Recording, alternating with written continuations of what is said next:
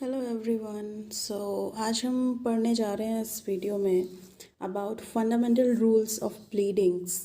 जो fundamental rules होते हैं वो हमें प्लीडिंग्स के जब हम फ्रेम कर रहे होते हैं प्लीडिंग्स तो हमें फॉलो करने होते हैं। ये हमारे सीपीसी में दिए हुए हैं। सो लेट्स प्रोसीड कि क्या हैं ये, क्यों इम्पोर्टेंट हैं। ठीक है। सो ये चार होते हैं। Firstly order 6 rule 2 of CPC में ये दिया हुआ है। ठीक है। पहला रूल ये कहता है कि हमें प्लीडिंग्स में हमें फैक्ट्स मेंशन करके देने हैं, ना कि लॉ। हमें लॉ नहीं बताना है। ठीक। फिर जो फैक्ट्स हम बता रहे हैं वो मटेरियल होने चाहिए। ठीक है।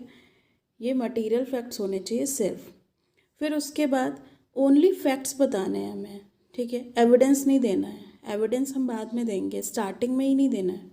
फिर उसके बाद हमें कंसाइसली बताना है। हमें जो भी मटेरियल फैक्ट्स प्रेजेंट कर रहे हैं वो सारे कंसाइसली देने हैं प्लीडिंग्स में। ठीक है। फिर उसके बाद नेक्स्ट हम ये देखते हैं डिस्क्रिप्शन में कि क्या आखिर कहना क्या चाह रहा है ये रूल। चारों ही रूल में क्या लिखा हुआ है। सबसे पहले रूल 1 हम पढ़ रहे हैं। ठीक है। तो रूल 1 ये कहता है कि आप जब प्लीडिंग्स प्रिपेयर कर रहे हो, स्टेटमेंट अपना प्लेंट वगैरह प्रिपेयर कर रहे हो, रिटन स्टेटमेंट प्रिपेयर हो रही है, तो उसमें आप फैक्ट्स मेंशन करके दो कि एक्चुअल में क्या हुआ था, कॉज ऑफ एक्शन क्या था। ठीक है। आपको लॉ नहीं बताना है कि ये लॉ एप्लीकेबल है, ये लॉ ब्रीच हो गया है, कोर्ट इस लॉ को देखे यहाँ पे कि फॉलो नहीं किया गया है। आप फैक्ट्स बताओ। लॉ को देखना जज का काम है। जज देख लेगा कि क्या सही है और क्या गलत है। वो अपने हिसाब से फैक्ट्स को देख करके तब जो भी कंक्लूज़न निकालेगा उस हिसाब से आपका जजमेंट आएगा। यही होता है रूल 1। ठीक है। फिर उसके बाद रूल 1 में अगर आपका एग्जाम्पल से समझना चाहो आप, तो मैं ये बताना चाहूँगी कि जैसे कि होता है, मैं एग्जाम्पल 2 रेफ़र कर रही हूँ यहाँ पे, मनी सूट फॉर एग्ज़ाम्पल।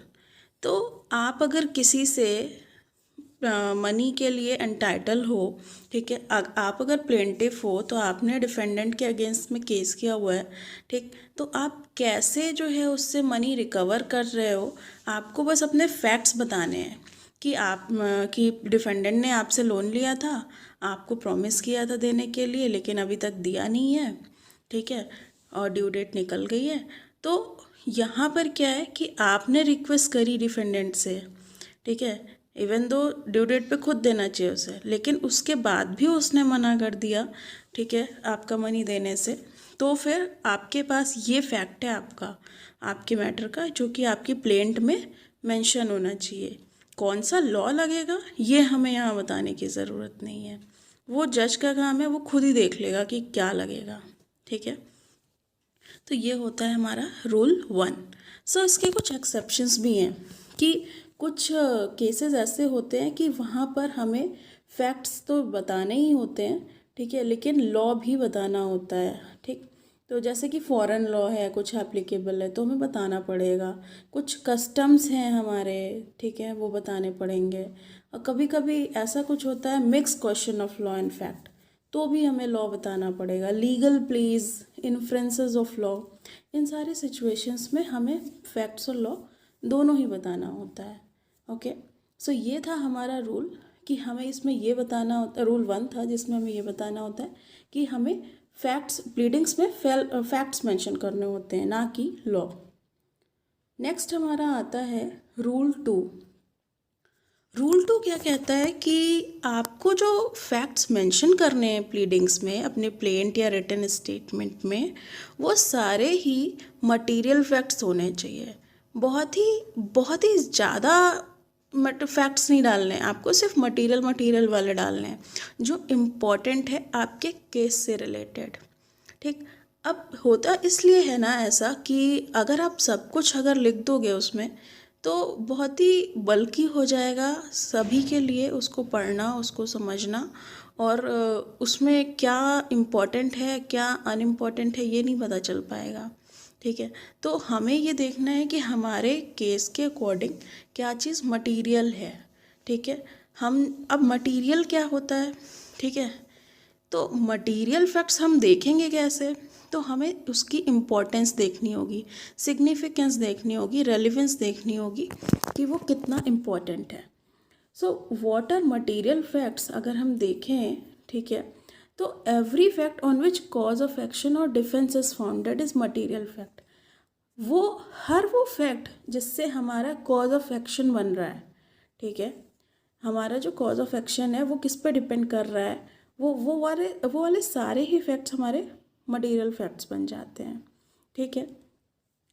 तो और ये भी कह सकते हैं कि हमें जो जो फैक्ट्स एक्चुअली में ट्रायल के टाइम पे प्रूव करने पड़ेंगे वो हमारे मटेरियल फैक्ट्स होते हैं, ठीक। तो ये होते हैं हमारे मटेरियल फैक्ट्स, हमें यही मेंशन करने होते हैं, ठीक है। फिर उसके बाद एक इम्पॉर्टेंट चीज़ है कि अगर आपको मटेरियल और इमटेरियल में कोई कन्फ्यूज़न है, ठीक है, अभी आपको लग रहा है कि वो इनिशियल स्टेज पे मटेरियल नहीं है लेकिन बाद में वो मटेरियल बन सकता है, तो फिर हमें क्या करना होता है कि हमें ऐसे फैक्ट्स को इंक्लूड करना होता है rather than exclude, okay.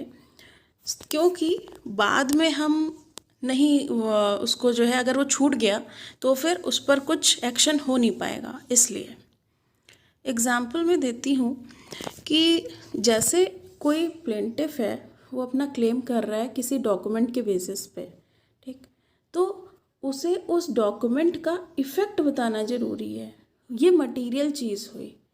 Example कि अगर सेल डीड पे कोई हमारा क्लेम है, सेल डीड के बेसिस पे हमने कोई केस किया है प्लेंटिफ ने, तो हमें ये बताना होगा कि पर्टिकुलर पर्सन ने ये प्रॉपर्टी इस सेल डीड के थ्रू बेची थी, ठीक है, और वो रजिस्टर्ड है, ठीक। इसका इफ़ेक्ट हम यहाँ पे बता रहे हैं, ये हमारे लिए मटेरियल फैक्ट है, हमें बताना ज़रूरी है, नहीं बताएंगे तो फिर हमारा केस स्ट्रॉन्ग नहीं होगा, ठीक है। तो ये मटेरियल फैक्ट्स है, आपको बताना ही होगा, दैट इज़ मटेरियल फैक्ट। अब हम देखते हैं कि इमटेरियल फैक्ट्स क्या हो सकते हैं जो कि हमें बताने ज़रूरी नहीं होते हैं। जब हम अगर प्रॉमिसरी नोट का सूट करते हैं, ठीक है, on the basis of promissory note, तो हमें ये बताना ज़रूरी नहीं है कि प्लेंटिफ ने रिक्वेस्ट करी डिफेंडेंट से कि पेमेंट करो और उसने मना कर दिया। बिकॉज रीज़न है ना कि आपका जब प्रॉमिसरी नोट ड्यू हो रहा है तो आपको डिमांड करना नेसेसरी नहीं है, ठीक है, क्योंकि वो ड्यू हो रहा है तो उसको पे करना ही है, ठीक। तो हमें ये बताने की ज़रूरत ही नहीं है। इसलिए ये इमटेरियल फैक्ट है, हमें ये मेंशन करने की ज़रूरत नहीं होती है, ओके। ये था हमारा मटेरियल फैक्ट्स मेंशन करना होता है, इमटेरियल नहीं। फिर आता है हमारा रूल थर्ड।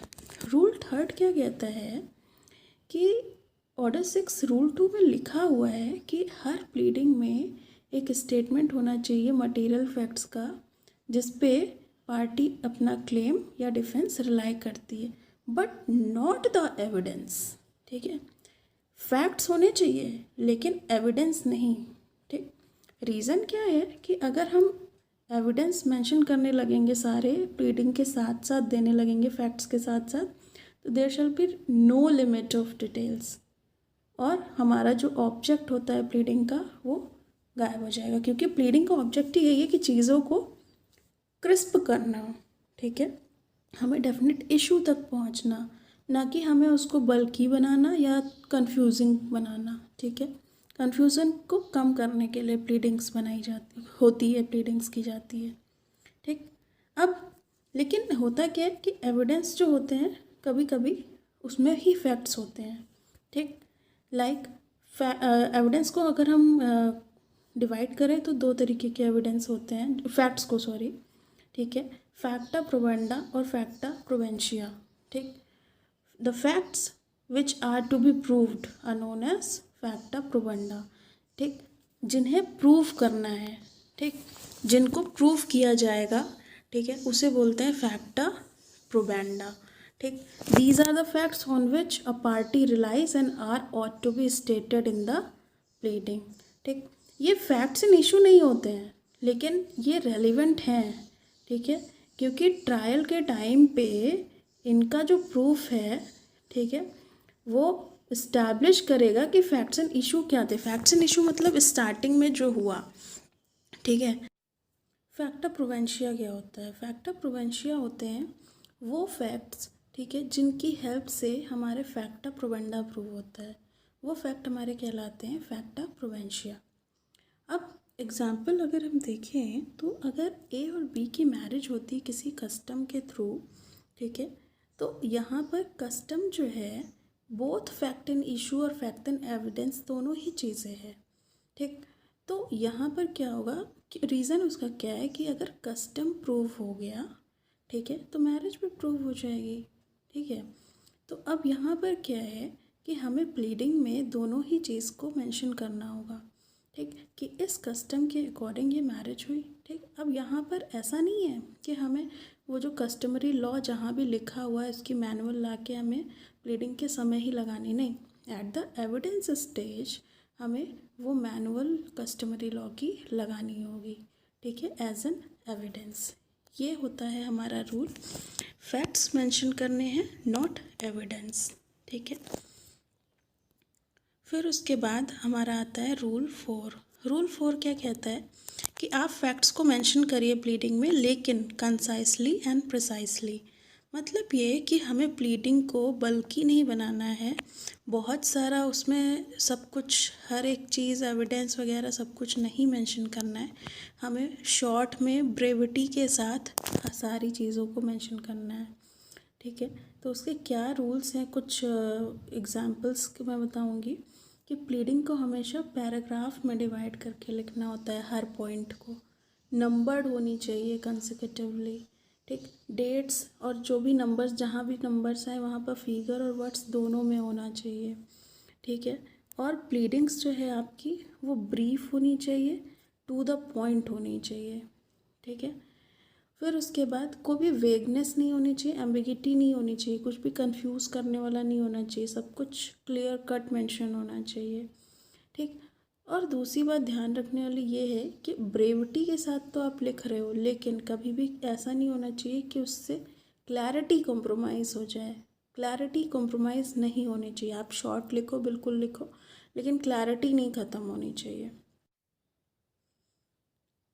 फिर उसके बाद कह रहे हैं कि आपको जो है सारी चीज़ें ध्यान रखनी है, जिसमें से एक मेन इम्पॉर्टेंट चीज़ है लैंग्वेज, ग्रामेटिकल स्ट्रक्चर। इस पे बहुत क्लैरिटी होनी चाहिए। आप जो लिख रहे हो उसमें ये दोनों ही चीज़ें बहुत सही होनी चाहिए, नहीं तो आप जो लिख रहे हो उसका इंटरप्रिटेशन कुछ गलत भी हो सकता है अगर सही से नहीं लिखा गया तो। फिर हमें लॉन्गर और कॉम्प्लेक्स सेंटेंसेस को अवॉइड करना चाहिए, हमें शॉर्ट सेंटेंसेस यूज़ करने चाहिए जिससे क्लैरिटी रहे। So this is all about the fundamental rules of pleadings. Okay, so ये हमारे 4 रूल्स थे प्लीडिंग्स के, जो कि बहुत ही इम्पॉर्टेंट हैं फॉर एवरीवन।